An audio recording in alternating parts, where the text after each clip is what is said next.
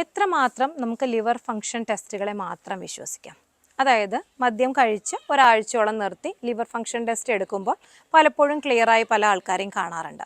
അങ്ങനെയുള്ളപ്പോൾ ലിവർ എല്ലാ രീതിയിലും സേഫ് ആണെന്ന് നമുക്ക് ഉറപ്പിച്ച് പറയാൻ പറ്റുമോ? അതിൻ്റെ ഉത്തരം നോ എന്നാണ്. അതായത് എപ്പോഴും ലിവർ ഫംഗ്ഷൻ ടെസ്റ്റുകളെ മാത്രം ഡിപ്പെൻഡഡ് അല്ല നമ്മുടെ liver health. Liver function test clear ആണ് എന്നുള്ളതിൻ്റെ അർത്ഥം ലിവർ കംപ്ലീറ്റ്ലി സേഫ് ആണ് എന്നുമല്ല. പലപ്പോഴും മദ്യം നിർത്തുന്ന സമയത്ത് അല്ലെങ്കിൽ നമ്മൾ 2 ആഴ്ച ബ്രേക്കൊക്കെ ഇടുമ്പോൾ ലിവർ ഫംഗ്ഷൻ ടെസ്റ്റ് ക്ലിയറായി കണ്ടായാലും ഫാറ്റി ലിവർ അല്ലെങ്കിൽ സ്കാറിങ് ഓഫ് ദ ലിവറൊക്കെ ഉണ്ടാവും. അത് പ്രോഗ്രസീവ്ലി സംഭവിക്കുന്ന മാറ്റങ്ങളാണ്.